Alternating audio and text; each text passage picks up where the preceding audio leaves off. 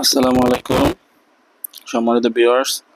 আমরা best medicine চ্যানেলের পক্ষ থেকে আপনাদের জন্য নতুন আরেকটি ভিডিও নিয়ে এসেছি।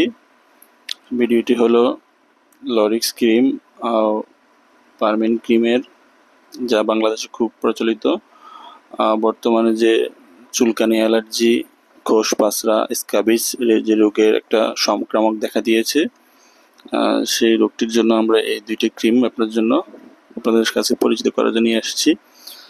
খুবই কার্যকরী এই মলম দুটি, এই ক্রিম দুটি বাংলাদেশে দুইটা কোম্পানি তৈরি করে, আরও অনেক কোম্পানি তৈরি করে। আমরা যে দুইটার রিভিউ করব আজকে, এটা হলো লরিক্স ক্রিম ও পারমেন ক্রিম। একটি হলো একমি ফার্মাসিউটিক্যাল তৈরি, একটি হলো অপসনিন ফার্মাসিউটিক্যালের তৈরি। আমরা এটার জেনেরিক নাম হলো পারমেথ্রিন 5%। এটি মূলত দুইটি স্ট্রেন্থে হয়। পারমেন ক্রিম সেটা হলো 50 মিলিগ্রাম,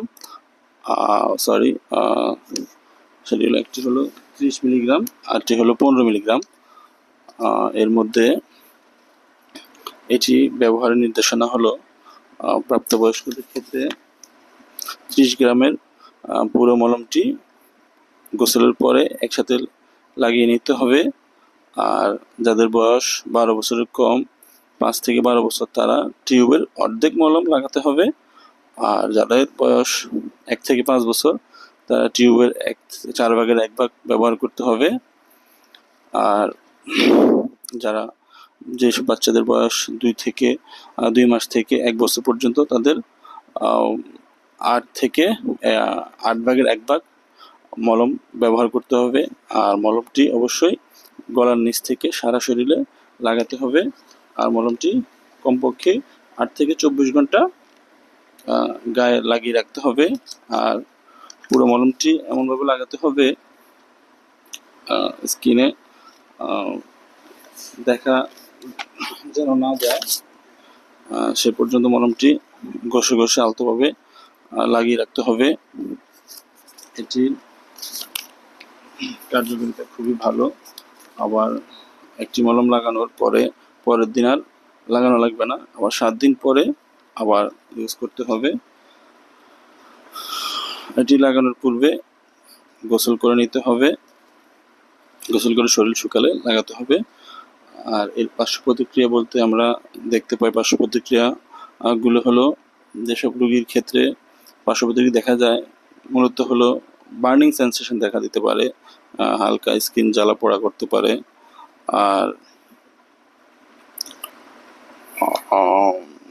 স্কিন জ্বালা পোড়া করতে পারে, এটাই। বেশি কিছু সাইড ইফেক্ট দেখা যায় না। এটি ব্যবহারের নিয়ম তো আগেই বলে দিয়েছি। আর এটি চোখের সংস্পর্শে আসা যাবে না, অথবা মুখের ভিতরে যাওয়া যাবে না। চোখে বা মুখে লাগানোর সাথে সাথে যদি চোখে যায়, তাহলে নর্মাল পানি দিয়ে অথবা নর্মাল স্যালাইন দিয়ে পরিষ্কার করে নিতে হবে।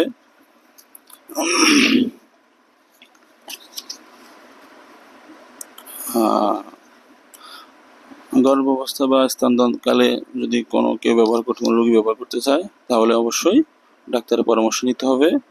আর যে কোনো ওষুধই ডাক্তারের পরামর্শ অনুযায়ী সেবন করবেন।